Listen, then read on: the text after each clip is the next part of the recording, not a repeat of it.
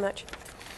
Now, have you ever been kept awake by the noise of your partner grinding their teeth at night? Have you woken up and thought, oh, I've got a bit of a sore jaw? And wondered whether you've been grinding.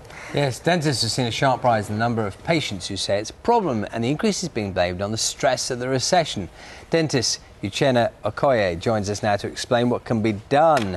Uchenna, explain to us, I mean, when are people doing this? They're doing it at night when they're asleep, or what's happening? We're mainly doing it at night, and we've found that it's stress-related. So as people are kind of stressed about losing their jobs and, you know, life issues, they're just munching away. Lots of gnashing of teeth going on in the nation. And how does it manifest itself when people come to you?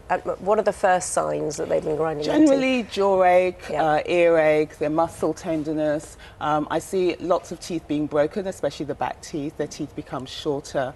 And a lot of headaches and migraines. So that's actually quite key. And you have seen it increase, have you? Oh, hugely. And funnily enough, especially with men, you know, kind of people in the financial market that, yeah, obviously stressed with everything going on, and also where people have lost their jobs or they've been in offices where they've had to take on 3 or 4 roles because people aren't hiring. So, I mean, I suppose 2 ways. You presumably have to repair teeth. Yes. That this happened. Can you do anything about stopping people doing it? I mean, Not really. We used to try and cure it, but we found out that it's a sympathetic nervous system.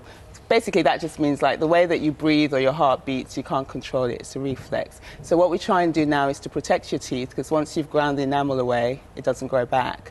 But also trying to find ways to help people relax and just break the cycle.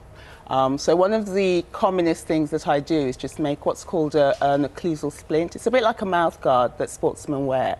And so people wear that at night. So instead of chewing and grinding your teeth away, you're basically munching the plastic, and that works really well. Can you sleep with those things in? Yeah, they're very close and they're snugly fitting. so you fit it top and bottom, do you? Just the top, usually the top or the bottom. And a lot of patients find that if it's not in, they actually can't sleep.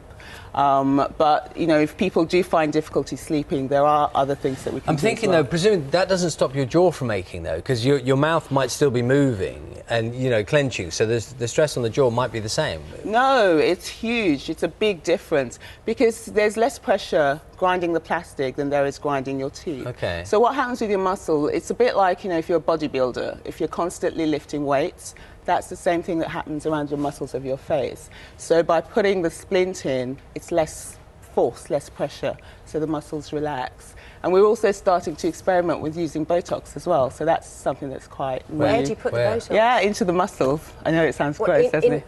Just if you imagine that you get your hand and hold over here, kind of if you clench your teeth, how you can feel the muscles there around your cheek and your head. Absolutely. So you can put the Botox in those muscles.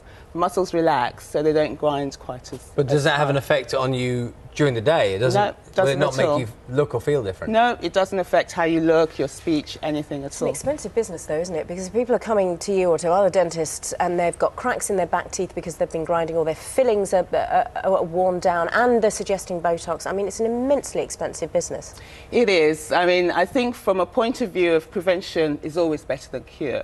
So if somebody is aware that, you know, they're grinding their teeth or teeth are breaking, you need to get your dentist to intervene. So whether it's making a splint for you, and often, you know, it lasts for years and years and years, so it's a long-term investment.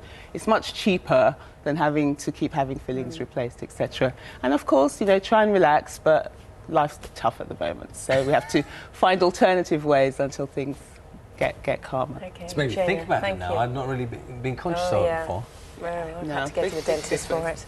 You've had it? Oh, yes, yeah, absolutely. And it's sort of, it can strike at any time, you think. Completely. It's quite cyclical. It's funny, just coming in, and I spoke to 3 people, and all 3 of them, you know, were having this problem. And it's so common. People don't realise it's so easy to solve. Okay. Thank you very much. My pleasure. Let's relax. Teeth grinders of the UK, unite. The time is 7:24.